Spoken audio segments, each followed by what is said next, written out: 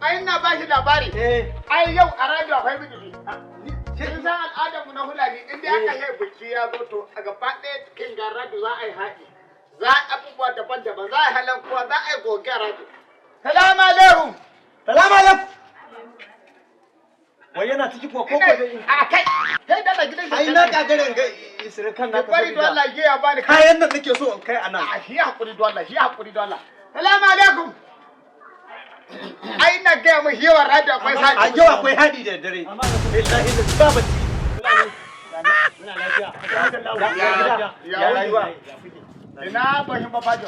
Abokin bafajo. Ai ni ba so da abokin bafajo ba.